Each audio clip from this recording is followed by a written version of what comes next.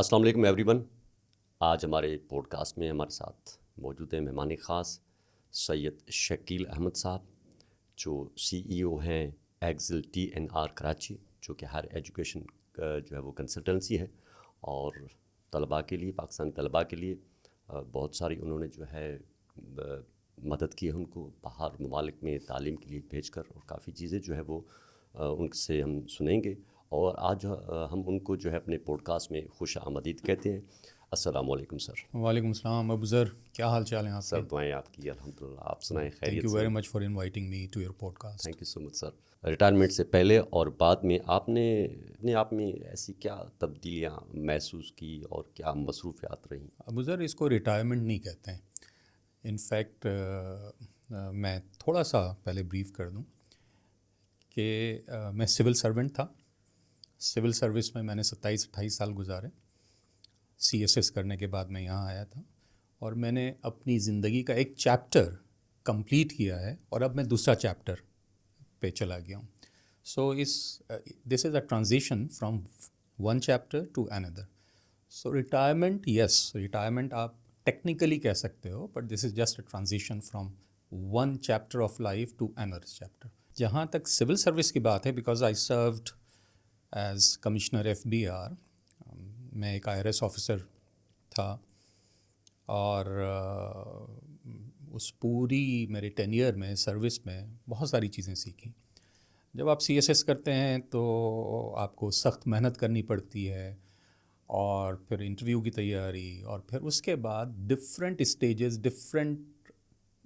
Naturally جب آپ civil servant بنتے ہو، آتے ہو، تو آپ کے ذہن میں کریئر ہوتا ہے.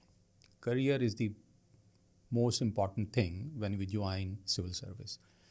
لیکن ایک جو عام مسکنسیپشن ہے وہ یہ ہے کہ جی CSS کر لیا، بس اب تو کچھ نہیں کرنا ہے، اب کوئی ایگزام پاس نہیں کرنا ہے، اب خود بخود پروموشن ترقی ہوتی جائے گی. ایسا بالکل بھی نہیں ہے. آپ CSS کرتے ہیں، اور CSS بھی پھر ایک ریٹن پارٹ ہے اور دوسرا انٹرویو ہے. جب آپ civil services academy Walton Lahore join کرتے ہیں تو اس کو ہم کہتے ہیں کامن ٹریننگ پروگرام. سو میں 25th کامن ٹریننگ پروگرام سے ہوں، جس کو ہم سلور جوبلی کامن کہتے ہیں because of being 25th common. جب آپ ایک civil servant common training programme پہ جاتا ہے تو کامن ٹریننگ کے بھی مارکس ہوتے ہیں، وہ مارکس کاؤنٹ ہوتے ہیں، یعنی آپ کے CSS کے مارکس پلس کامن ٹریننگ کے مارکس. اور کامن ٹریننگ تقریباً سال کی 10 مہینے سال کی ہوتی ہے. اس کے بعد آپ اسپیشلائز ٹریننگ پروگرام پہ جاتے ہیں، جو ہر سروس کا اپنا ایک اسپیشلائز ٹریننگ پروگرام ہوتا ہے. اسپیشلائز ٹریننگ پروگرام کے بھی مارکس کاؤنٹ ہوتے ہیں ٹورڈس یور سینیارٹی. انٹر سے سینیارٹی بنتی ہے، آپ کے اپنے گروپ کی سینیارٹی بنتی ہے. آپ گریڈ 17 میں ایک افسر ہیں، لیکن 18 میں آپ جا نہیں سکیں گے جب تک آپ فائنل پاسنگ آؤٹ ایگزامینیشن، جو دوبارہ سے فیڈرل پبلک سروس کمیشن لیتی ہے، FPSC جس کو کہتے ہیں، اگر آپ وہ کوالیفائی نہیں کرتے تو آپ پروموٹ نہیں ہو سکتے ان اندر گریڈ، ان دی نیکسٹ اچھا، گریڈ پروموٹ نہیں ہو سکتے؟ پروموٹ نہیں ہو سکتے. اور اس کے لیے بھی 3 اٹیمپٹس الاؤڈ ہیں by the government of Pakistan. In 3 attempts میں سے آپ نے نہیں کیا تو آپ پروموٹ نہیں ہوگے، آپ کی ڈسمسل پہ چلے جاؤ گے، کیونکہ آپ نے CSS تو کیا ہوا ہے، لیکن CSS is just the first step towards the civil service entry. جب آپ اپنی ٹرن پہ 18 میں پروموٹ ہو جاتے ہو BS 18 میں، تو BS 18 سے 19 میں ایک تو آپ کو پیریڈ پورا کرنا ہوتا ہے، جو بھی 5 سال 7 سال جو بھی گورنمنٹ کی ریگولیشنز ہیں، اور ساتھ اندر ایگزام جس کو ہم MC کہتے ہیں یا مڈ کریئر مینجمنٹ کورس کہتے ہیں. سو وہ آپ پاس کریں گے. وہ 4.5 مہینے کا پروگرام ہوتا ہے جو نیشنل انسٹیٹیوٹ آف مینجمنٹ، جس کو آپ دوبارہ سے NEPA کہتے ہیں، national institute of public administration, وہاں وہ ایگزامس، وہاں ٹریننگ ہوتی ہے اور ایگزامس ہوتے ہیں. تو آپ ٹریننگ کرتے ہو، اور پھر وہ آپ کو گریڈ 19 کے لیے ایلیجیبل ہوتے ہو. پھر اگین گریڈ 19 میں جب آپ جاتے ہو تو گریڈ 19 میں پھر آپ کو ایک ٹریننگ آ جاتی ہے. جب آپ سینئر ہو جاتے ہو گریڈ 19 میں، 3-4 سال گزار لیتے ہو، اس کو کہتے ہیں سینئر مینجمنٹ کورس. وہ بھی آپ 4-4.5 مہینے کا مینجمنٹ کورس کرتے ہو، اور پھر آپ ایلیجیبل. سو یہ ایک مستقل ایک سلسلہ ہے جو سول سروس میں چلتا رہتا ہے. سو اس میں ہوتا یہ ہے کہ آپ کو آپ کی جو ٹریننگ ہے اس کو ریفریش کرتے رہتے ہیں، اور ٹریننگ ریفریش کرنے کا پرپز یہ ہے کہ آپ کو وہ پبلک سروس کے لیے زیادہ ایفیشینٹ بنائیں، اور آپ کی جو سروس ہے، ڈلیوری سروس ڈلیوری وہ زیادہ ایفیشینٹ ہو، پروڈکٹیو ہو. سو یہ اب آ جائیے، جب اتنا عرصہ کوئی گزار لیتا ہے، آپ کا سوال جو تھا کہ اتنا عرصہ جو گزار لیتا ہے اور اس کے بعد جب وہ یہ چیپٹر کلوز ہو جائے اور نیو چیپٹر آف لائف میں کوئی انٹر ہو تو کیا فیل کرتا ہے. لوگ عموماً میں نے دیکھا ہے کہ عام طور سے لوگ ڈپریس ہونے لگتے ہیں. ایگزیکٹلی. کہ جی ریٹائرمنٹ کے بعد کیا کریں گے، کیا ہوگا، گھر میں بیٹھیں گے تو فیملی آپ کو وہ کہے گی کیا ہر وقت بیٹھے رہتے ہیں گھر میں، کچھ کریں وغیرہ وغیرہ. میں ریٹائرمنٹ سے، اپنے اس فیز سے ریٹائرمنٹ سے 2 سال پہلے تک میں انتظار کر رہا تھا اور میں دعا کر رہا تھا کہ جلدی سے وہ ریٹائرمنٹ کی ایج آ جائے جس میں کوئی نیا چیپٹر آف لائف شروع کروں. میں بہت ایکسائٹیڈ تھا، آپ یقین نہیں کریں گے لیکن میں بہت ایکسائٹیڈ تھا. اور میں گھر میں بھی اپنی بیگم سے ذکر کرتا تھا کہ یار کب آئے گا وہ دن، وہ سپر اینویشن والا دن. 2 وجوہات تھیں. ایک تو یہ کہ ایک نیا چیپٹر میں خود انجوائے کرنا چاہتا تھا، وہ فریڈم، بیکاز سول سروس میں رہتے ہوئے آپ کو بہت ساری چیزوں پہ پابندیاں ہوتی ہیں. لائک اپنا ویوز دینے پہ پابندیاں ہوتی ہیں. پبلک ویوز آپ نہیں دے سکتے، آپ ٹریول نہیں کر سکتے جب تک آپ گورنمنٹ سے NOC نہ لیں. تو I was not a free bird then, now I am a free bird. So یہ ایک میجر فرق ہے. پلس یہ کہ اب میں ہر لمحہ انجوائے کر رہا ہوں. پہلے سروس کا ہر لمحہ میں نے انجوائے کیا، no regrets, no complaints at all. اللہ کا شکر ہے کہ انجوائے کی میں نے وہ سروس. اور اب یہ چیز، یہ ٹرانزیشن، اور پلس ٹرانزیشن بھی پروڈکٹیو ٹرانزیشن ہے یہ. بیکاز جیسے ہی میں ریٹائر ہوا تو میں نے یہ اپنی ہائر ایجوکیشن کنسلٹنسی جو ایکزل TNR کے نام سے ہے یہ شروع کی تھی. آئی واز لکی کہ مجھے ایک جو ہماری پیرنٹ کمپنی ہے TNR سروسز کے نام سے، وہ UK بیسڈ کمپنی ہے اور ان کی دنیا بھر میں پارٹنرشپس ہیں یونیورسٹیز کے ساتھ. سو ہمارے تقریباً 1800 یونیورسٹیز ورلڈ اوور ہمارے پارٹنر یونیورسٹیز ہیں، چاہے کہیں بھی ہوں، کسی بھی ملک میں ہوں، تو وہ ہماری پارٹنرز ہیں. سو ان سے مجھے آفر آئی ایک دوست کے تھرو، جو میں نے ایکسیپٹ کی اور ہم نے اپنا آفس شروع کیا. یہ میں کر چکا تھا تو مجھے ایک اور آفر آئی گورنمنٹ سے ہی. فیڈرل ٹیکس امبوڈسمن جو وفاقی ٹیکس محتسب کا ادارہ ہے، انہوں نے مجھے اپروچ کیا. لیکن اس کا ایک طریقہ تھا کہ آپ اپلائی کرتے ہیں، آپ کا انٹرویو ہوتا ہے، لیکن انہوں نے وہ اپروچ کیا مجھے، میں نے اپنی ولنگنیس شو کی اور میں پھر 1 سال تک FTO کا ایڈوائزر تھا کراچی میں، کراچی آفس میں. پھر 1 سال کے بعد میں نے مناسب ہی سمجھا کہ میں کنٹینیو نہ کروں وہ، بیکاز میرا یہ بزنس جو ہائر ایجوکیشن کنسلٹنسی ہے، میرا خیال تھا کہ مجھے اس کو زیادہ ٹائم دینا چاہیے اور کنٹینیو کرنا چاہیے بیکاز یہ پروڈکٹیو ہے. اور ایک سوال جو میں خود سے اپنے آپ سے کرتا تھا، مجھے لوگ یہ کہتے تھے کہ آپ یار چونکہ تم کمشنر انکم ٹیکس ریٹائر ہو گئے، اس کے بعد ایک جو بہت آسان کام آپ کر سکتے ہو امیجیٹلی آفٹر ورڈس، وہ یہ کہ آپ ٹیکس کنسلٹنسی شروع کر سکتے ہو. کہ آپ کے بہت سارے لوگ انڈسٹری کے جاننے والے ہیں، کلائنٹس ویسے ہی بنتے ہیں آپ کے، وہ آپ کو ہائر کرنا چاہیں گے، اپنے پے رول پہ رکھنا چاہیں گے آفٹر یور ریٹائرمنٹ. لیکن سم ہاؤ میں اس چیز میں اپنے آپ کو کمفرٹیبل میں نے محسوس نہیں کیا. حالانکہ مجھے معلوم تھا کہ اس میں پیسے زیادہ ہیں، مجھے ملیں گے، کانٹیکٹس ہیں، انڈسٹری کے لوگ ہیں جو شاید بعد میں یہ کہیں بھی. لیکن سم ہاؤ میں یہ فیل کرتا تھا کہ ابھی میں while I was working as commissioner کہ ٹیبل کے اس طرف بیٹھا ہوں، اور جب میں ٹیبل کے اس طرف بیٹھوں گا یا میری ٹیم بیٹھے گی ٹیبل کے اس طرف، تو things would be different, altogether different. Exactly. آپ کو اپنے آپ کو پریزنٹ کرنا ہے، اپنا کیس پلیٹ کرنا ہے، اور ٹیبل کے اس طرف بیٹھنے کے پروز اینڈ کانس مجھے بالکل آپ تو اچھی طرح جانتے ہیں. بالکل یہ چیزیں تو پریکٹیکلی آپ نے دیکھی ہیں. پھر ایک چیز جو میں چاہتا تھا کہ میں وہ چیز کروں جس کے لیے میں پیشنیٹ ہوں، جس کا پیشن ہو مجھ میں کرنے کا. یہ نہیں کہ میں صرف کہ جی مجھے کوئی لگی بدی انکم آ جائے اور میں اس کے ساتھ. آپ کام تو بہت سارے کر سکتے ہیں جس سے آپ کا روزگار آپ کو ملتا رہے، بالکل، لیکن وہ چیز آپ کریں جس کا پیشن ہو، جس کے لیے آپ جذباتی ہوں. جیسے مجھے ابھی آپ یقین کریں کہ جب میں سوچتا ہوں کہ میں جو ینگ اسٹوڈنٹس ان کو گائیڈنس دے رہا ہوں، ان کی کریئر پیتھ میں ان کو ہیلپ کر رہا ہوں، اور ان کو ایڈمیشنز جہاں وہ چاہتے ہیں وہ دلانے میں ہیلپ کر رہا ہوں، تو گوز بمپس آ رہے ہیں مجھے لگ رہا ہے کہ میں ایکسائٹمنٹ فیل کرتا ہوں. تو اس لیے میں وہ کام کرنا چاہتا تھا جس سے مجھے ایکسائٹمنٹ ملے، جس کے لیے میں پیشنیٹ ہوں. And I am very happy that I started this. Great sir. Excel TNR میں کیا فوائد ہیں اور اس میں کیا کیا آپ طلباء کے لیے سروسز فراہم کرتے ہیں، اور کتنے پاکستان کے طلباء وہاں اس سے مستفید ہوئے ہیں اور اسکالرشپ پہ یا آپ نے ان کے ساتھ کنسلٹنسی کی ہے، تو اس چیز کو بھی تھوڑا سا واضح کریں کہ یہ پورا سینیریو اور گول کیا ہے؟ ابو ذر، ہمیں تو کام کرتے ہوئے 3 سال ہوئے ہیں، لیکن جو میری پارٹنر کمپنی ہے وہ پچھلے 10-11 سال سے کام کر رہی ہے، جو یو کے بیسڈ ہے پیرنٹ کمپنی. تو ان 10-11 سالوں میں انہوں نے تقریباً 2,500-3,000 اسٹوڈنٹس، 2,500 سے زیادہ اسٹوڈنٹس کو وہ بھیج چکے ہیں فارن یونیورسٹیز میں، which is a good number, very good number.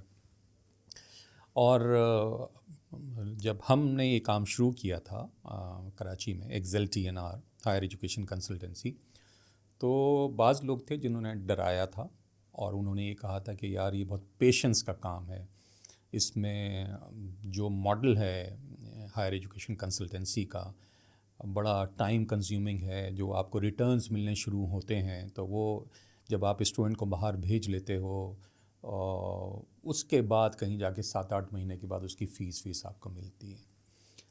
تو لیکن کچھ لوگ ایسے بھی تھے جنہوں نے انکریج کیا. ہمیشہ پازیٹیو اور نیگیٹو قسم کے لوگ ہوتے ہیں، بالکل بیلنسنگ ہمیشہ سلسلہ رہتا ہے. سو اور انسان کی نیچر ایسی ہے کہ وہ سنتا ان لوگوں کو ہے جن کی وہ بات اس کی سمجھ میں آ رہی ہوتی ہے یا آلریڈی اس نے وہ مائنڈ میک اپ کیا ہوا ہوتا ہے. بالکل. بیکاز میں نے وہ مائنڈ میک اپ کیا ہوا تھا کہ مجھے یہ کام کرنا ہے، تو I went for the advice by the people who took it positively کہ یہ ڈائریکشن آپ کی ٹھیک ہے. انہوں نے مجھے کہا کہ یار یہ 2 سال آپ کو بہت صبر آزما ہوں گے، آپ کے فرسٹ 2 ایئرس، اور جب آپ 3rd ایئر کمپلیٹ کر رہے ہوں گے تب آپ کو مزہ آنے لگے گا اس کام میں، تب آپ کی ارننگز بھی بڑھ جائیں گی، لوگ بھی آپ کو اچھے لفظوں سے یاد کریں گے، پھر وہ ریفر کریں گے آپ کو ایک دوسرے اپنے لوگوں کو. And this is what I am enjoying these days کہ ورڈ آف ماؤتھ سے زیادہ مجھے اسٹوڈنٹس میرے پاس آتے ہیں، اور میرا فرض ہے کہ میں ان کو صحیح گائیڈنس دوں irrespective آف دا فیکٹ کہ وہ کیا چاہتے ہیں. بیکاز دیکھیں یہ ہائر ایجوکیشن آج کل بہت مہنگی ہو گئی ہے.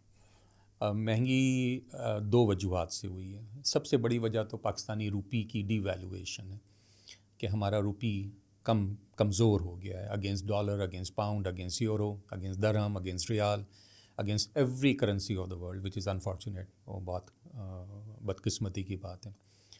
ساتھ ہی ایک اور چیز ہوئی ہے پچھلے 2-3 سالوں میں کہ امیجیٹلی آفٹر کووڈ دنیا ریسیشن میں چلی گئی ہے، اکنامک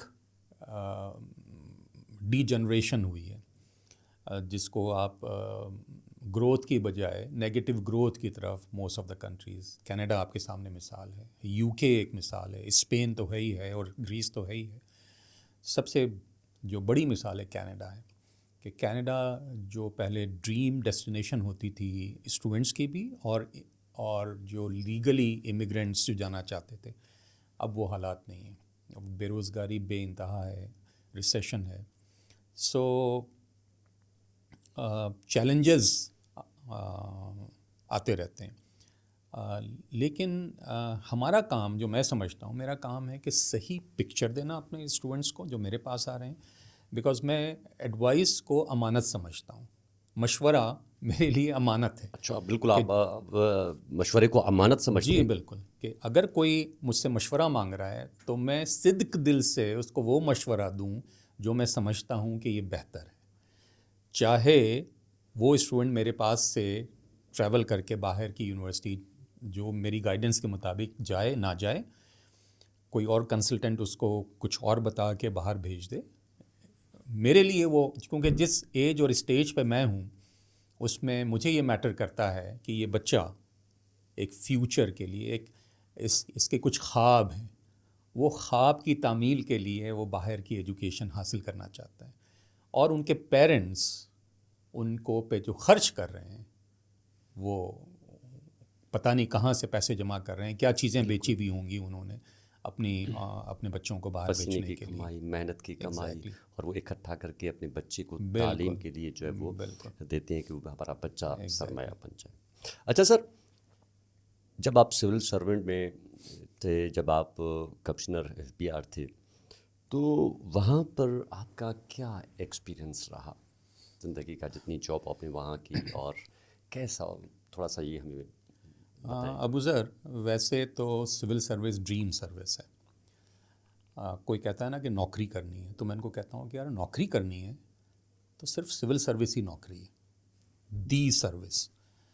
باقی چھوٹی موٹی نوکریاں ہیں یہ ہیں, بیکاز ڈیسیجن میکنگ آپ کر رہے ہوتے ہو جب آپ سول سروس میں آتے ہو. آپ کسی ایک مڈ کریئر میں یا سینئر لیول پہ آ کے آپ پالیسی میکنگ کر رہے ہوتے ہو, اور یا جب آپ لوور لیولس پہ ہوتے ہو سول سروس کے, تو جو پالیسیز آپ کے سینئرز نے اور پولیٹیشینس نے بنائی ہیں, جو گورنمنٹ کو ریپرزینٹ کر رہے ہوتے ہیں, پارلیمنٹ نے لیجسلیٹ کیا ہوتا ہے, تو آپ ان کو انفورس کر رہے ہوتے ہو. تو شروع میں آپ ان کے ہینڈس ہوتے ہو, گورنمنٹ کے, ریاست کے ہاتھ ہو, اور بعد میں آپ ان کا دماغ بن جاتے ہو پالیسی میکنگ میں, پالیسی فارمولیشن میں. اور جب آپ دماغ بنتے ہو تو آپ کو صرف اور صرف ایک خیال ہوتا ہے, پبلک ویلفیئر, یا ہونا چاہیے کہ پبلک ویلفیئر کس میں زیادہ ہے. So civil service is the service for me, کہ یہ تو نوکری اگر کرنی ہے تو ٹھیک ہے, راستہ ڈیفیکلٹ ہے, صبر آزما ہے. میں C S S C classes بھی لیتا رہا ہوں کراچی یونیورسٹی میں, 5 سیمسٹرز میں نے پڑھائے ہیں. اچھا, گڈ. تو اس میں جو کینڈیڈیٹس, میں اسٹوڈنٹس نہیں کہتا تھا انہیں, کیونکہ اسٹوڈنٹس تو وہ تھے جب تک گریجویٹ نہیں ہوئے تھے. گریجویٹ ہونے کے بعد یا ماسٹرز کرنے کے بعد اور سی ایس ایس کوئی کرنا چاہتا ہے تو وہ کینڈیڈیٹ بن جاتا ہے, candidate for C S S. تو جتنے بھی کینڈیڈیٹس ہوتے تھے, کوئی 125 150 اسٹوڈنٹس بیٹھے ہوتے تھے کلاس میں, کینڈیڈیٹس بیٹھے ہوتے تھے سوری. تو میں ان کو ایک چیز کہتا تھا, لوگ مجھ سے سوال کرتے تھے کہ سی ایس ایس ہم نے سنا ہے کہ ڈیفیکلٹ ہے. تو میں کہتا تھا کہ نہیں, C S S is not difficult, but it is very very very difficult. It's not simply difficult, it's very very very very difficult. Any reason? Because اس میں آپ کی نالج سیٹ کا ٹیسٹ ہے, آپ کی رائٹنگ اسکلس کا test ہے, آپ کی انالیٹیکل ایبیلٹیز کا ٹیسٹ ہے, آپ کے کانفیڈنس کا ٹیسٹ ہے, اور آپ کی گرومنگ بھی کاؤنٹ کرتی ہے at some point in time. تو یہ پلس جب آپ تیاری کر رہے ہوتے ہو تو اسٹیمنا کا ٹیسٹ ہے کہ آپ کتنے گھنٹے پڑھ سکتے ہو. لوگ جن کو ہم نے بعد میں جو ہمارے بیچ میٹس بنے, سینئر جونیئر, تو وہ جس کرسی پہ بیٹھتے تھے وہ کرسی فلیٹ ہو گئی تھی. اگر فوم کا موٹا گدا تھا اس کرسی پہ تو وہ بیچارے اتنا بیٹھتے تھے اس پہ کہ وہ کرسی فلیٹ ہو گئی تھی. یا اگر کوئی بیڈ پہ بیٹھ کے پڑھنے کی تو وہ میٹریس, اسپرنگ میٹریس وہاں سے بیٹھ جاتا تھا. گھنٹوں کے حساب سے محنت کرنی پڑتی ہے اور پڑھائی کرنی پڑتی ہے. عام طور سے 1.5 سے 2 سال لوگ لگاتے ہیں اس کی تیاری کرنے میں. کچھ لوگ لکی بھی ہوتے ہیں کہ وہ 6 مہینے کی تیاری میں بھی کر سکتے ہیں. کچھ انٹیلیجنٹ ہوتے ہیں, کسی کی فوٹوجینک میموری ہوتی ہے کہ کوئی چیز ایک دفعہ دیکھ لی, پڑھ لی, وہ یاد رہتی ہے ان کو. وہ یاد رہنا ایک الگ چیز ہے, بٹ اس کو ٹرانسلیٹ کرنا into writing is something else, کہ وہ چیز پھر آپ اپنی انالیٹیکل اسکلس کے ساتھ کس طرح ریپروڈیوس کر رہے ہو.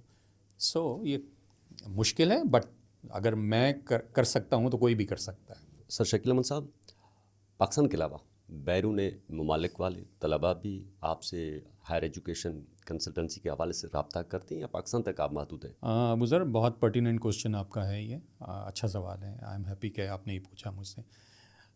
دیکھیے, خاص طور سے کووڈ کے بعد دنیا سمٹ کے ہمارے کمپیوٹرز میں آ گئی ہے. کووڈ نے ہمیں سکھایا کہ زوم اور گوگل میٹ کیا چیزیں ہیں. پہلے اسکائپ ہوتا تھا اور زوم بھی ہوتا تھا, لیکن اتنا یوز نہیں ہوتا تھا. تو یہ زوم, گوگل میٹ, اسکائپ وغیرہ سے اب زندگی اتنی آسان ہو گئی ہے کہ دنیا میں کہیں بھی آپ ہوں, نیچرلی جس طرح آپ میٹنگ کر لیتے ہیں, ہر چیز ایکسپلین کر لیتے ہیں, 1-on-1 آپ لگتا ہے کہ آپ اپنے کمرے میں بیٹھ کے بات کر رہے ہیں. تو ہماری کنسلٹنسی بھی اٹس کہ صرف اور صرف پاکستان تک یا کراچی تک محدود نہیں ہے, کہ جہاں سے بھی کوئی اسٹوڈنٹ ہمیں اپروچ کرنا چاہے وہ کر سکتا ہے. جیسے بڑے مزے کی بات بتاؤں میں آپ کو, ابھی ہمیں ایک اسٹوڈنٹ نے اپروچ کیا ہے چلی سے. اب چلی آپ کو پتہ ہے ساؤتھ امریکہ کا ایک ملک, بالکل ساؤتھ امریکہ کا ایریا. تو وہاں سے ایک پاکستانی اوریجن کا بچہ ہے جس کو کسی سے پتہ چلا کہ ہماری کنسلٹنسی ہے, یا اس نے ہماری ویب سائٹ وغیرہ یا سوشل میڈیا دیکھا اور اس نے ہمیں اپروچ کیا, اور اب ہم اس کے لیے کام کر رہے ہیں. لائک وائز دبئی میں ہمارے 2 اسٹوڈنٹس اس وقت ہیں جن کے لیے ہم کنسلٹنسی کر رہے ہیں.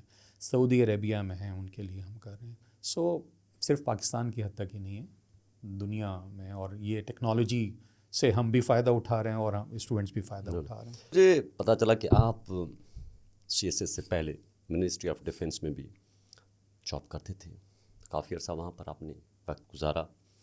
اس کے بعد آپ نے، کیونکہ آپ وہاں پر اچھی پوزیشن پر تھے، تو آپ نے سول سرونٹس کے لیے کیسے سوچا اور کیوں موو کرنے میں کیا وجہ تھی؟ یار پہلے تو یہ بتائیں آپ کو پتہ کیسے چلا؟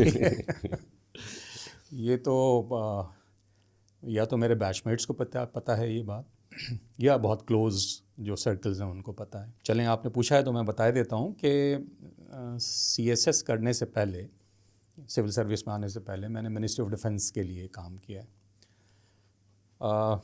میں وہاں تقریباً 12 سال میں نے کام کیا ہے. I was very young when I joined ministry of defence. میں یونیورسٹی کا گریجویٹ ہوا تھا اور امیڈیٹلی آفٹر دیٹ میں نے وہاں اپلائی کیا تھا، اور اپلائی کرنے کے بعد ان کا پروسیس ہے، ان کے ٹیسٹ اور انٹرویوز یہ وہ، اور میں نے ایک جو گورنمنٹ آفیسر بیسک اسکل 17 کی نوکری شروع کی. جب میری نوکری کو تقریباً 10 سال ہو چکا تھا تو میری شادی ہوئی. شادی کے ساتھ ہی میری پروموشن بھی ہو گئی وہاں BS 18 میں. شادی جن خاتون سے ہوئی وہ کراچی یونیورسٹی میں پڑھاتی تھیں، ٹیچر تھیں. 1 سال تو وہ چھٹی لے کے میرے پاس آ گئیں. میں اسلام آباد میں اس وقت تھا، میری پوسٹنگ اسلام آباد میں تھی. تو 1 سال انہوں نے اپنے یونیورسٹی سے چھٹی لی اور اسٹڈی لیو، اور وہاں آ کے 1 سال ہم ساتھ رہے ایز اے فیملی. اور انہوں نے اس سال میں اپنا MPhil کا تھیسس کمپلیٹ کیا. تو وہ ایک طرح سے ان کی جو چھٹیاں تھیں اسٹڈی لیو واقعی اسٹڈی لیو تھی، لیکن ساتھ ساتھ وہ ہمارا kind of honey moon period بھی تھا کہ 1 سال شادی کے فوراً بعد آپ اسلام آباد جیسی خوبصورت جگہ پہ. اور ہمارے لیے بہت بلیسنگ یہ تھی کہ مجھے ٹریول کرنا پسند ہے، تو ہر 2-3 مہینے میں ہم ٹریول کر رہے ہوتے تھے نارتھ آف پاکستان. اور جب ان کی چھٹیاں ختم ہونے والی تھیں تو نیچرلی آپ کو پتہ ہے کہ نیا شادی شدہ ایک جوڑا ہو جس میں آپ کو فیملی ہے تو ساتھ بھی رہنا چاہیے آپ کو. تو میں نے ان سے کہا کہ آپ چھٹیاں اور بڑھاؤ، مزید دیکھ لیں، اپنے سینئر سے بات کریں کراچی یونیورسٹی میں. انہوں نے بات کی لیکن ان کے پاس چھٹیاں نہیں تھیں، تو انہوں نے کہا کہ نہیں جی ہم چھٹی آپ کو مزید نہیں دے سکتے، آپ کو جوائن کرنا ہوگا. بالکل. انہوں نے مجھے کہا، میری بیگم نے، کہ آپ ایسا کریں کراچی پوسٹنگ کی کوشش کر لیں. تو میں نے کراچی پوسٹنگ کے لیے اپلائی کیا. کمپیشنیٹ گراؤنڈس ایک ورڈ ہوتا ہے ہماری سروس میں.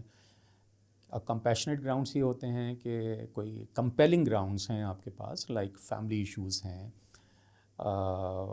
یا ہیلتھ ایشوز ہیں، تو آپ اپلائی کر سکتے ہیں. تو فیملی ایشو تو میرا بنتا تھا، تو میں نے اپلائی کیا کمپیشنیٹ گراؤنڈس پہ. سب لوگوں نے، یعنی میری ہائرارکی میں جتنے، یعنی میرے ڈائریکٹر، میرا ڈی جی ایڈمن، سب نے تھرو کر دی. جو ہمارے HR کو ہیڈ کرتے تھے، ہمارے سینئر آفیسر، انہوں نے مجھے کہا کہ شکیل بس ہو گیا ہے، تم تیار کرو، سامان پیکنگ کرو، بس تم جا رہے ہو کراچی. بالکل آپ جا رہے. تو میں نے کریٹ بنوائے وہاں پہ لکڑی کے، اور اس میں اپنا سامان بند کیا. اور 3-4 دن گزرے، انہیں جو ہیڈ آف HR تھے انہوں نے مجھے فون کیا کہ شکیل بیڈ نیوز، یار باس نہیں مان رہے. جو ہیڈ آف دی آرگنائزیشن تھے انہوں نے ریگریٹ کر لیا. انہوں نے کہا کہ جی آفیسر آلریڈی کراچی میں 4.5 سال گزار چکا ہے. اور یہ بات فیکٹ تھی کہ میں کراچی میں سروس کر چکا تھا 4.5 سال. ایک پوسٹنگ جو پوسٹنگ سے زیادہ ہے، ادروائز پوسٹنگ تو عام طور سے 3 سال کی ہوتی ہے، لیکن وہ آرگنائزیشن نے خود نے انہوں نے مجھے 4.5 سال یہاں رکھا تھا. اور انہوں نے ریگریٹ کر لیا کہ نہیں جی ہم آفیسر کو نہیں بھیج سکتے. اب ابو ذر میں اتنا ڈیجیکٹڈ ہوا، ڈپریس ہوا اس سچویشن میں. گھر آیا تو میں بات نہیں کر رہا ہوں بیگم سے، کھانا ٹھیک سے نہیں کھایا. اس نے کیا ہوا؟ میں نے بتایا کہ یار یہ ہو گیا. اور یہ تو ان کے لیے بھی جیسے بم گرا ہو اوپر سے. خیر اگلے دن جب ہمارے حواس واپس آئے، اس شوق سے ہم باہر نکلے، تو پھر ہم نے سوچا کہ اب کیا کرنا، واٹ ڈیسیشن لینا ضروری پڑ گیا. تو پھر ڈسکشن جب میری اور میری بیگم کی ہوئی تو میں نے کہا کہ یار میں ریزائن کر رہا ہوں فرام دس سروس. ایک لمحے کے لیے چپ ہوئی. پھر جو ایک نیچرل سوال، جب سوال بنتا ہے پھر کیا کریں گے. تو یہ بات ہے کوئی 94 کی تقریباً. میں نے کہا کہ یار انگریزی لکھ سکتا ہوں، پڑھ سکتا ہوں، تو کراچی جا کے کسی اخبار کی نوکری کر لوں گا، سب ایڈیٹنگ کروں گا ڈان میں یا نیوز میں. اس وقت تک اتنے چینلز بھی نہیں آئے تھے، TV چینلز جو ہیں یہ تھے نہیں اتنے. صرف پی ٹی وی ہوتا تھا اور ایس ٹی این ہوتا تھا صرف. بالکل. ورنہ شاید میں کہتا کہ یار کسی ٹی وی چینل پہ نوکری کر لوں گا جا کے. تو انہوں نے کہا کہ آپ اخبار کی نوکری سے بہتر نہیں ہے کہ سی ایس ایس اٹیمپٹ کریں ایک. اچھا اس کی وجہ یہ ہے کہ میرے بہت سارے دوست سی ایس ایس کر چکے تھے آلریڈی. کچھ تو فارن سروس میں تھے اور کچھ پاکستان ایڈمنسٹریٹو سروس ہے ڈی ایم جی ہوتی تھی اس میں تھے. وہ میرے گھر آتے تھے جب بھی اسلام آباد میں, تو مجھے کہتے تھے کہ یار شکیل تم کرو سی ایس ایس, تم کر سکتے ہو, تم کیوں نہیں کرتے ہو, یہ ہے وہ. اور میں ان کو کہتا تھا یار مجھے 9 سال 10 سال 11 سال یہاں پہ ہو گئے ہیں, تو اب میں نہیں چاہتا کہ میں یہ نوکری چھوڑوں, اپنی سینئرٹی سرنڈر کروں اور جاؤں. وہ بہت کہتے تھے اور میں کہتا تھا نہیں میں نہیں کرنا چاہتا. لیکن جب یہ واقعہ ہوا تو میں نے پھر پہلے تو ریزسٹ کیا اپنی بیگم کے آگے کہ نہیں یار اتنی نوکری ہو گئی ہے, اور جب تک میں سی ایس ایس کر کے اکیڈمی جوائن کروں گا تو 12 سال آلریڈی ہو چکے ہوں گے, اور میں گریڈ 18 میں ہوں, 18 سے مجھے 17 میں جانا پڑے گا. میری بیگم ایز وائز ایز شی از, اس نے کہا کہ کر کے دیکھیں, آپ پھر نہ جوائن کیجیے گا, کریں تو صحیح نا, ٹرائی کرنے میں کیا حرج ہے. آپ نے ٹرائی کر خیر انہوں نے پھر سیکریفائز کیا, وہ کراچی آ گئیں. اچھا اسی اسنا میں ہمارا ایک بیٹا بھی جو مائی ایلڈسٹ ہے وہ پیدا ہوا, تو وہ ابھی 1-2 مہینے کا تھا کہ وہ کراچی آئی. انہوں نے کہا کہ آپ سی ایس ایس کی تیاری کریں. وہاں رہتے ہوئے میں نے سی ایس ایس کی تیاری کی, ایگزام دیا. جب ایگزام ہوا تو کوالیفائی کر لیا.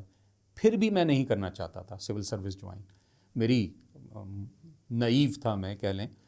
تو جب میں نے کوالیفائی کر لیا ریٹن ایگزامینیشن, تو پھر بیگم سے بات ہوئی. انہوں نے کہا کہ بس ٹھیک ہے اب کب ہے انٹرویو.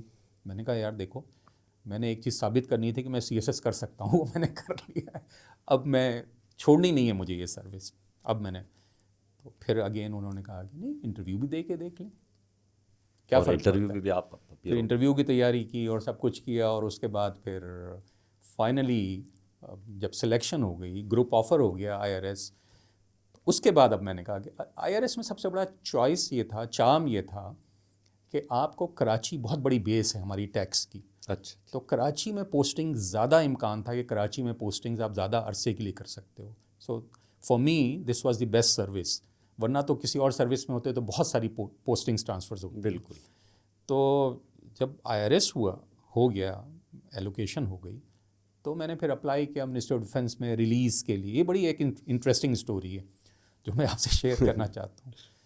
تو جب میں نے اپلائی کیا تھرو پراپر چینل ریلیز کے لیے فرام دا منسٹری, اچھا منسٹری سے پہلے مجھے اپنے ڈپارٹمنٹ سے ریلیز ہونا تھا. تو جو ہیڈ آف آرگنائزیشن تھے اتفاق سے وہی تھے جنہوں نے مجھے ریگریٹ کیا تھا کہ آپ کو ہم نہیں بھیج سکتے, ہم وہاں نہیں بھیجیں گے آپ کو کراچی پوسٹنگ کے لیے. جب میں نے اپلائی کیا فائل ان کے پاس گئی, he called me for an interview. Shakeel بیٹھو, تم کیسے جا سکتے ہو, تم گریڈ 18 میں ہو یہاں, تم ایک اسٹار آفیسر ہو ہمارے, اور یہ جو پیمپر کرنے کی بات ہوتی ہے نا. تو تم جب وہ ٹیکس آفس میں جاؤ گے تو وہاں لکڑی کی ٹوٹی ہوئی کرسیاں ہوں گی, فائلیں ہوں گی, گرد پڑی ہوئی ہوگی. نہیں, میں I don't want to spoil one of my star officers. تو خیر میں نے ان سے کہا کہ سر آپ سوچیں ذرا پلیز, مہربانی کریں مجھے جانے. کہتے ہیں کہ نہیں تمہیں کراچی جانا تھا, میں تمہیں بھیج رہا ہوں کراچی, پوسٹنگ کر رہا ہوں. تو میں نے کہا کہ سر مہربانی کریں, اب مجھے نہیں جانا, آپ کتنے عرصے کے لیے بھیجیں گے مجھے کراچی. کہتے ہیں 3 سال. میں نے کہا کہ سر مجھے تو میرا چارم یہ ہے اس سروس میں کہ میں زیادہ ٹائم رہ سکتا ہوں اپنی فیملی کے ساتھ. تو کہتے ہیں نہیں ایسی کیا بات ہے, تمہیں اچھا مجھے 12 سال ہو چکے تھے اس وقت تک. کہتے ہیں کہ تم 12 سال سے یہاں پر ہو, تم نے اتنی ساری پوسٹنگز کر لی ہیں آلریڈی, تو تمہیں کہ آپ 4 میں کراچی ہیں. میں نے کہا نہیں سر پہلے فرق تھا, پہلے میں آئی واز ناٹ میرڈ, اب میں شادی شدہ بھی ہوں, ایک چھوٹا بچہ بھی ہے میرا. بالکل. سو فیملی میرے لیے اب زیادہ امپورٹنٹ ہے, پریورٹی پہ. یہ جو میں کہتا ہوں میں سول سروس میں آیا, ایکسیڈنٹلی آ گیا تھا میں سول سروس میں, میرا پلان نہیں تھا بائی دا وے. لیکن جب نیچرلی پھر آپ پڑھائی کرتے ہو, محنت کرتے ہو, اور پھر تو راستے ہموار ہو جاتے ہیں. سر آپ نے اپنے کیریئر میں بہت سارے لوگوں سے دوستی بھی کی ہوگی اور ملے جلے بھی ہوں گے. 2 سکسیز اسٹوریز شارٹلی اگر آپ کو یاد ہو تو وہ شیئر کر سکتے ہیں. سکسیز اسٹوریز دیکھیے بہت ساری ہیں, لیکن اصل میں کیا ہوتا ہے کہ جو سول سروس میں جو لوگ آتے ہیں majority of them are from the middle class, اور جو ان کا فائنینشیل بیک گراؤنڈ ہے وہ بہت اسٹرانگ نہیں ہوتا ہے. میجورٹی سمجھیں کہ 70% لوگ ایسے ہوتے ہیں جو مڈل کلاس ہے، جیسے میرے جیسے لوگ ہوتے ہیں، لیکن 30% وہ ہوتے ہیں جو ایلیٹ سے ہوتے ہیں. مطلب یا تو ان کے پیرنٹس بیوروکریسی سے ہوتے ہیں، یا ان کے پیرنٹس ملٹری ٹاپ براس جرنیل ورنیل ہوتے ہیں، یا وہ پولیٹیشینس ہوتے ہیں، یا بزنس مین ہوتے ہیں. تو 70-30 کا ریشو میرے خیال میں ہے کہ 70% middle class like you and me, 30%. اور 30% top elite of the elite جو پاکستان کے ہو. اب ایلیٹ کی بات کریں، جیسے ہمارے ساتھ ایک جنرل صاحب کا بیٹا تھا جو ہمارے بیچ میں تھا، اور جنرل صاحب وہ اتفاق سے FPSC کے چیئرمین تھے اس وقت، ان کا بیٹا تھا ہمارے ساتھ، جو آرمی ملٹری کوٹے پہ جو آتے ہیں، جو 10% کوٹا ہوتا ہے 3 سروسز میں، اس میں تھا. ہمارے پاس ایک فارمر چیف سیکرٹری پنجاب جو 3 دفعہ چیف سیکرٹری رہے تھے پنجاب کے، ان کا بیٹا تھا. ہمارے ساتھ اس وقت کے پرائم منسٹر کے جو پرنسپل سیکرٹری تھے، ان کا بیٹا تھا. ہمارے ساتھ اس وقت کے فیڈرل پبلک سروس کمیشن کے جو ممبر تھے ان میں سے ایک، ان کا بیٹا تھا. سو ایلیٹ، اور اس کے علاوہ بزنس مین کے تھے اور بہت سارے، لیکن میجورٹی اس طرح کے لوگوں کی ہوتی ہے جس میں میرے جیسے لوگ آتے ہیں. اب اس میں سکسیس سٹوریز تو بہت ہوتی ہیں، لیکن جو ایک سکسیس سٹوری ابھی پہلے میں آپ کو بتاتا ہوں، نام بھی لوں گا میں. سعید اقبال والا صاحب تھے ایک، سعید اقبال والا صاحب، اللہ ان کو ان کی مغفرت کرے، جنت نصیب کرے. ایک بہت انفارچونیٹ انسیڈنٹ میں ان کی ڈیتھ ہو گئی تھی. سعید اقبال والا صاحب اور میں، ہم دونوں منسٹری آف ڈیفنس میں تھے اکٹھا. تو سعید اقبال والا صاحب اور میں ایک دفعہ پنڈی میں، راول پنڈی میں بات کر رہا ہوں 1988 کی یا 87 کی، جب ہم اکٹھا کام کرتے تھے، تو ہم دونوں اکٹھا ایک جگہ کسی پروجیکٹ پہ ہم نے 1 مہینہ کام کیا. اس پروجیکٹ پہ صبح شام، اچھا وہ مجھ سے سینئر تھے، ایک بیچ سینئر تھے، میں ان سے کبھی نہیں ملا تھا اس پروجیکٹ کے علاوہ. ٹریننگ کر کے وہ ان کی پوسٹنگ پشاور ہو گئی تھی، اور میری ٹریننگ کر کے میری پوسٹنگ لاہور ہو گئی تھی. سو اس پروجیکٹ پہ جب ہم اکٹھا ہوئے تو سعید اقبال والا صاحب نے CSS کا ایگزام دیا ہوا تھا. تو سعید اقبال والا صاحب سے مل کے جب تک رزلٹ نہیں آیا، مجھے بہت اچھی طرح سے یاد ہے کہ 23 مارچ جس دن پریڈ ہوتی ہے پنڈی اسلام آباد میں، پہلے تو ریس کورس گراؤنڈ میں پریڈ ہوتی تھی، تو ہم وہ پریڈ کے لیے دیکھنے ہم گئے تھے ریس کورس پارک میں. تو ہم جس میس میں ناشتہ کر رہے تھے تو اخبار آیا، اخبار میں رزلٹ تھا. اب سعید اقبال والا صاحب نے رزلٹ دیکھا اور ان کو اپنا نمبر نظر نہیں آیا اس رزلٹ میں پوری. انہوں نے کہا کہ یار نہیں ہوا. میں نے کہا کہ سعید بھائی مجھے اخبار دیں، کیا نمبر ہے، رول نمبر بتائیں. میں نے رول نمبر دیکھا، اس میں مجھے مل گیا. اور میں نے ان کو اوہو، جو ان کی ایکسائٹمنٹ تھی. پھر اس کے بعد انہوں نے مجھ سے اپنی لائف سٹوری شیئر کی. جتنا بھی عرصہ اس کے بعد ہم ساتھ تھے، ان کی لائف سٹوری میں بتا رہا ہوں. وہ لاہور کے نزدیک ایک چھوٹا سا ٹاؤن ہے شادرہ کے ایک چھوٹے سے علاقے میں رہتے تھے، کچی بستی میں رہتے تھے ان کے پیرنٹس. ان کا گھر کیا تھا، اب ایک لال اینٹوں کی، جس پہ پلاسٹر نہیں تھا، لال اینٹوں کا ایک کمرہ تھا. اس کمرے کے اوپر جو ٹین ڈبے ہوتے ہیں، ٹین ڈبے، اس کی چھت تھی، بس وہ کمرہ تھا. اور ان کی امی چھوٹا سا صحن تھا جس میں کھانا بناتی تھیں، لکڑیاں جلا کے، 2 اینٹیں رکھ کے، 3 اینٹیں رکھ کے انگیٹھی بنایا، اور اس پہ روزانہ. ان کے ابا ڈیلی ویجر تھے، گڈھا کھودنے والے مزدور. اور ان کا ایک بھائی، چھوٹا بھائی تھا. کہتے ہیں کہ مجھے میرے امی ابا نے، پرائمری اسکول میں جاتا تھا، لیکن امی ابا نے کہا کہ تم گھر کے لیے کوئی ٹیکنیکل کام سیکھ لو. تو مجھے گرل بنانے والے، جو گرل ویلڈنگ کرتے ہیں، کٹنگ کرتے ہیں، گرل بنانے والے کے پاس انہوں نے بھیج دیا. تو اس وقت کہتے ہیں کہ مجھے 2 روپے ڈیلی وہ گرل والا دیا کرتا تھا. وہ بات کر رہے ہیں 1980s لیٹ 80s کی. تو 2 روپے دیا کرتا تھا، اور میں گھر میں والوں کو دے دیتا تھا 2 روپے. کہتا تھا صبح کا پرائمری اسکول تھا، اور دوپہر کے بعد جیسے ہی میں اسکول سے آتا تھا میں وہاں چلا جاتا تھا. اور کہتے ہیں میں بچہ تھا، اور میرے ہاتھوں میں چھالے پڑے ہوئے ہوتے تھے. جو گرل چھوٹے کا کام میں وہاں کرتا تھا, یہ اٹھا کے دینا, وہ دینا, یہ کرنا, وہ کرنا.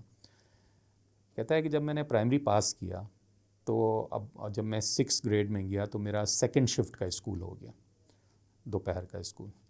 تو کہتے ہیں کہ میرے ابا کا کوئی جاننے والا تھا, انہوں نے کہا کہ اس لڑکے کو تم گرل کا کام چھڑواؤ. ایک فیکٹری میں مجھے نوکری انہوں نے دلا دی صبح کے وقت کی. تو کہتے ہیں اب میں کاربن پیپر, آپ سمجھتے ہیں کاربن پیپر, تو کہتے ہیں کہ کاربن پیپر بنانے والی فیکٹری میں گیا جہاں میرا کام صرف پیکنگ کرنا تھا, وہ ایک ڈبوں میں بند کرنا. کہتا ہے کہ جب دوپہر میں 4 گھنٹے 5 گھنٹے کام کر کے جب میں نکلتا تھا اسکول جانے کے لیے, پورے کالے ہوئے ہوتے تھے اوپر سے نیچے تک. پھر ایک پبلک ٹیپ پہ, ایک نلکا جو ہوتا ہے پبلک, اس پہ جا کے وہ نہاتے تھے, تھیلے سے وہ اپنا یونیفارم نکالتے تھے اور پھر وہ چپلیں پہن کے وہ اسکول جاتے تھے. انہوں نے میٹرک کیا اسی حالت میں. ان کی امی نے, وہ بتاتے ہیں کہ ان کی امی نے ایک کھڑکی اپنی ایک دیوار میں کھول لی تھی اور 3-4 برتنوں میں ٹافیاں اور کینڈیز اور چھوٹے چھوٹے بسکٹ وہ رکھ لیے تھے. تو کہتے ہیں کہ 20-25 روپے وہ کماتی تھیں, میں کوئی 75 روپے یا 100 روپے میں کما کے دیتا تھا. تو ہمارا مشکل گزارا ہوتا تھا, بجلی نہیں تھی. تو پھر بعد میں ایک پڑوسی سے ایک بلب کرائے کا لے کے اپنے گھر میں لگا لیا تھا. اب وہی سعید اقبال والا انٹر کرتا ہے, گورنمنٹ کالج لاہور چلا جاتا ہے, جو government college one of the prestigious institutions in Punjab, بہت پرانا ہے, جو اب جی سی یونیورسٹی ہے. بالکل. جی سی کالج چلا جاتا ہے, جی سی کالج سے گریجویشن کرتا ہے, ماسٹرز انگلش لٹریچر میں کرتا ہے, اس کے بعد ماسٹرز انگلش لنگوسٹکس میں کرتا ہے. پھر وہ منسٹری آف ڈیفنس میں جاتا ہے, وہاں سے سی ایس ایس دیتا ہے اور سول سروس میں آتا ہے اور کسٹمز گروپ کو جوائن کرتا ہے. ٹھیک ہے, یہ اس کی سکسیز سٹوری. پھر کیا ہوتا ہے, جب وہ کسٹمز میں آ گیا تو اس نے ایک کیس کیا government of Pakistan establishment division پہ کہ جناب میری میرٹ کسٹمز کی نہیں تھی, میری میرٹ بنتی تھی ڈی ایم جی کی. جب سیٹیں کوئی ری ایڈجسٹ ہوئی ہیں تو مجھے پوچھا نہیں گیا. تو یہ تو اچھا, سپریم کورٹ سے وہ کیس جیتتا ہے. اور جب وہ ڈپٹی کلیکٹر تھا کسٹمز کا تو سپریم کورٹ یہ ڈیسائیڈ کرتی ہے, گورنمنٹ کو انسٹرکشنز دیتی ہے کہ اس کو ڈپٹی کمشنر کی پوزیشن دیں ریونیو میں یعنی ڈی ایم جی میں, اور وہی سینیئرٹی دیں. وہ آتا ہے ڈپٹی کمشنر بنتا ہے ریونیو کا. اس کی شادی ہوتی ہے, شادی اس وقت ہوتی ہے vice chief of army staff کی بیٹی سے, اور وہ سول. پھر وہ کمشنر تھے فیصل آباد کے, پھر اس کے بعد ڈی جی تھے لاہور ڈیولپمنٹ اتھارٹی کے.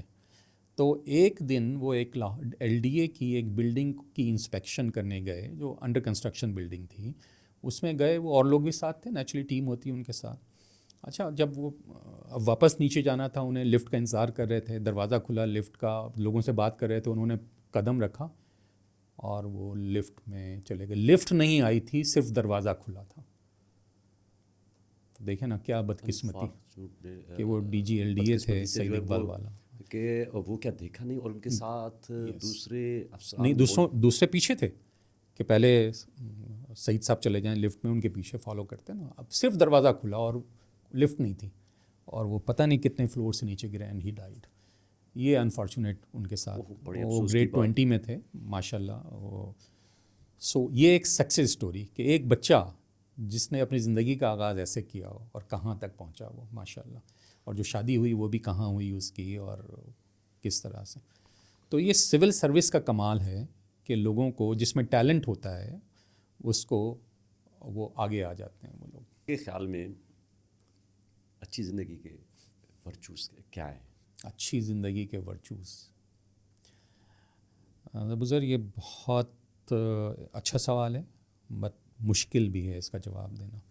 مشکل اس لیے ہے کہ ورچوز ہر شخص کے لیے ڈیفرنٹ ہوتے ہیں. جو میرے ورچوز ہیں وہ ہو سکتا ہے اس سے کوئی دوسرا اگری نہ کرے. فار ایگزامپل میرے ورچوز ہیں پنکچوالٹی, اور میری ویکنیس بھی ہے. میں کہتا ہوں ویکنیس اس طرح سے ہے کہ میرا لوگوں سے فیملی میں جو آرگیومنٹ ہوتا ہے کوئی, وہ اسی بات پہ ہوتا ہے کہ میں وقت کی پابندی, ہمیشہ میں نے اپنی ساری زندگی وقت کی پابندی کی. پنکچوالٹی اور پنکچوالٹی میرے لیے ورچو ہے. سچ بولنا میرے لیے ورچو ہے. بالکل کسی کا اگر نقصان ہو رہا ہو تب بھی اگر آپ سے کسی نے پوچھا ہے کچھ تو آپ کو جواب سچ دینا چاہیے.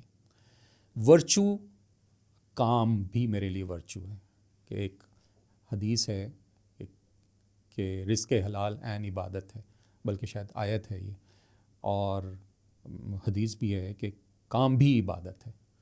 تو لوگ بعض اوقات جو ریلیجن کی طرف چلے جاتے ہیں وہ صرف سمجھتے ہیں کہ جس کو ہم ریچولز کہتے ہیں، نماز پڑھنا، روزے رکھنا، جو میرے خیال میں اللہ اور بندے کا معاملہ ہے ڈائریکٹ، وہ یہ سمجھتے ہیں کہ چاہے کام کتنا پڑا ہوا ہو، انہوں نے اگر جماعت سے نماز پڑھنی ہے تو جماعت سے ہی پڑھیں گے. حالانکہ اگر اس کو دیکھا جائے، اس کی اسپرٹ کو دیکھا جائے اور نبی صلی اللہ علیہ وسلم کی ٹیچنگز کو دیکھا جائے تو کہتے ہیں کہ یہ زیادہ اہم کام ہے جس سے تم رزق کما رہے ہو. اللہ تعالیٰ نے آپ کو یہ آپشن دیا ہے کہ اگر جماعت سے نہیں پڑھ سکتے اکیلے میں پڑھ لو، اگر اکیلے نہیں پڑھ سکتے قضا کر لو. تو یہ آپ کو دیکھنے کی بات ہے کہ جو حصول رزق عین عبادت ٹھیک ہے نا، اور کام بھی اسی طرح سے عین عبادت. تو یہ میرے ورچوز ہیں، اور میں لوگوں سے یہ کہتا ہوں، اسٹوڈنٹ سے یہ کہتا ہوں کہ ورچوز، اس کے علاوہ ورچوز بہت ہیں. رسپیکٹ ٹو پیرنٹس، جب پیرنٹس نہیں ہوتے ہیں تو احساس ہوتا ہے کہ آپ سے کیا چیز مس ہو گئی ہے، کیا چیز چلی گئی ہے. غصہ بھی آتا ہے. ہم جب نوجوان تھے، جب میں بڑا ہو رہا تھا، تو آپ کو یقین نہیں آئے گا، میرے گھر میں 10 بجے کرفیو لگ جاتا تھا. میرے فادر، مرحوم فادر، یہ کہتے تھے کہ بیٹا 10 بجے کے بعد جہاں ہوں وہیں رہ جانا، گھر نہ آنا، اگلے دن آ جانا. بڑی سخت پالیسی تھی. ہاں، لیکن کراچی کے حالات کو اس وقت دیکھتے ہوئے، مد نظر رکھتے ہوئے، تو ورچوز بہت سارے ہیں، ہر انسان کے لیے ڈفرینٹ، بٹ یہ کام اور پنکچوالٹی یہ میرے لیے زیادہ. سر، یہ آپ اپنی فیملی کے بارے میں تھوڑا سا بتائیں. جواب میں نے جس طرح آپ سے گپ شپ لگاتے ہوئے بتایا تھا کہ میری بیگم کراچی یونیورسٹی میں پڑھاتی ہیں. اس وقت وہ ایک لیکچرر تھیں جس وقت ہماری شادی ہوئی ہے. اب ماشاءاللہ وہ فل پروفیسر ہیں، گریڈ 21 کی ماشاءاللہ. انہوں نے ایم فل کیا، پھر پی ایچ ڈی کیا، پھر ہیڈ آف دی ڈپارٹمنٹ 2-3 دفعہ رہی. ابھی بھی وہ ہیڈ آف دی ڈپارٹمنٹ ہیں کراچی یونیورسٹی میں. تو ایک ہی بیوی ہے بھائی میری، اور 3 بچے ہیں ماشاءاللہ، 2 بیٹے اور 1 بیٹی. بیٹے دونوں گریجویٹ ہیں یونیورسٹی سے، وہ بھی باہر پڑھ کر آئے ہیں. انہوں نے بھی کچھ اسکالرشپ، کچھ اپنی وہاں نوکریاں کر کے اپنی تعلیمیں مکمل کی ہیں. بیٹی میری اس وقت لندن میں ہے، اس کا آخری سال ہے، وہ لاء کر رہی ہے، اور وہ بھی پرو بونو کام کر رہی ہے اپنی یونیورسٹی کی لیگل ایڈ کمیٹی میں بھی ہے وہ. ماشاءاللہ شی از ڈوئنگ ویل. اب ہم یہ ہماری فیملی ہے، اور بہت اللہ کا شکر ہے کہ اللہ تعالیٰ نے ہمیں اس قابل بنایا تھا اس وقت کہ ہم اپنے بچوں کو باہر بھیج سکیں. اس کی وجوہات تھیں. وجہ ایک یہ تھی کہ اس وقت روپیہ اسٹرانگ تھا. بالکل. اس وقت ڈالر، جب میرا بیٹا 2015 آج کے دور میں مد مقابل 15 میں باہر گیا ہے، تو ڈالر آج 275 روپے کا ہے. اس وقت اس سے آدھی سے کم قیمت پہ تھا، 120 روپے کا ڈالر تھا. اور جب دوسرا بیٹا گیا ہے تو وہ بھی 5 سال پہلے گیا تھا، اس وقت بھی یہ حالات نہیں تھے. اس وقت 160 روپے کا ڈالر تھا. اور جب میری بیٹی گئی ہے تو یو کے اس وقت تقریباً 250 روپے کا پاؤنڈ تھا. سر، آپ فاؤنڈر بھی ہیں، CEO بھی ہیں ایگزل TNR کراچی کے، اور اس حوالے سے پاکستانی طلباء کے لیے ایک اویئرنیس والا میسیج. جی ابو ذر، دیکھیں، آپ بھی اسٹوڈنٹ رہے ہیں، میں بھی اسٹوڈنٹ رہا ہوں، ہم سب اپنے ہر دور میں ایک طالب علم کے لیے کچھ چیلنجز ہوتے ہیں، ہر دور میں. میں یہ نہیں کہہ سکتا کہ جی ہمارا دور تو اچھا تھا، آپ لوگ یہ کرتے ہو، آپ لوگ وہ کرتے ہو، آپ لوگ یہ نہیں کرتے، ہم تو یہ کرتے تھے. جیسے جیسے ٹیکنالوجی آگے بڑھ رہی ہے ویسے ویسے آپ کی جو اسٹوڈنٹس کی ریکوائرمنٹس اور چیلنجز بھی بڑھ رہے ہیں. دنیا بہت کمپیٹیٹیو ہوتی جا رہی ہے، مسابقت یا مقابلہ بہت بڑھ گیا ہے. پہلے اتنی کمپیٹیٹیو نہیں تھی دنیا جتنی اب ہو گئی ہے. بیکاز جب میں اسکولنگ کر رہا تھا اپنی، تو اس وقت پرائیویٹ اسکولس کا کانسیپٹ نہیں تھا، صرف گورنمنٹ اسکولس تھے. لیکن وہ ہائیلی کمپیٹیٹیو تھے، سب لوگ وہاں سے نکلتے تھے، بہت اچھے استاد ہوتے تھے. اب سب سے بڑا چیلنج ہے اچھی اسکولنگ، اور اچھی اسکولنگ کے بعد پھر گرومنگ جو فیملی سے ملتی ہے، اور پھر اس کے بعد آتا ہے اسٹوڈنٹس کی اپنی ججمنٹ. تو میں اسٹوڈنٹس کو یہ کہتا ہوں، اور میری ایڈوائس ان کو یہ ہے، اور ان کے لیے میسیج بھی یہ ہے کہ آپ اپنی بیسٹ ایڈوائس یوز کرو, بیسٹ ججمنٹ یوز کرو, بٹ آپ یہ اکیلے نہیں کر سکتے جب تک کسی ایکسپیرئنس کی ہیلپ نہ لے لو آپ. اور ایکسپیرئنس آپ کے بڑوں سے ہی آ سکتا ہے. نمبر ایک, کہ عام طور سے بچے کیا سمجھتے ہیں کہ نہیں جی وہ ایک پیئر پریشر ہوتا ہے کہ میری کلاس میں فلانے نے یہ کر دیا, وہ تو سکسیزفل ہو گیا تو میں بھی ویسے ہی ہو جاؤں گا. نہیں, ہر آدمی کی قسمت تقدیر اس کی الگ ہوتی ہے. بالکل ایک جو روٹ لیتا ہے ایک آدمی, وہ اس پہ کامیاب ہو جاتا ہے, دوسرا وہی روٹ لے تو اس کو وہ کامیابی نہیں ملتی ہے, ضروری نہیں. سو نمبر ایک یہ ہے. دوسری چیز یہ ہے کہ جب میں اپنے سیکنڈری اسکول میں تھا تو ہمارے یہاں اسٹوڈنٹ ویک ہوتے تھے. اسٹوڈنٹ ویک میں ایک اس وقت شاعر تھے صہبا اختر صاحب, جو قومی ملی نغموں کے لیے مشہور تھے. ان سے میں نے آٹوگراف لیا تھا. انہوں نے 2 آٹوگراف دیے مجھے سائڈ بائی سائڈ, دونوں, ایک اس پیج پہ ایک دوسرے پیج پہ. ایک پہ انہوں نے لکھا hard work is the key to success, hard work is the key to success, اور دوسرے پہ لکھا there is no shortcut to success. تو یہی میرا میسج ہے. ناظرین, آج ہمارے پوڈ کاسٹ میں تعلیم میں سب سے پہلے اور پاکستانی طلباء, اس کے علاوہ بیرونی ممالک سے جو طلباء جن کو ہائر ایجوکیشن کے حوالے سے کنسلٹنسی کرتے ہیں, سید شکیل احمد صاحب, ان سے پوڈ کاسٹ تھا جنہوں نے کافی چیزوں سے جو ہے ہمیں روشناس کیا. آج کے پروگرام میں ہمیں اجازت دیجیے. اللہ نے کمان.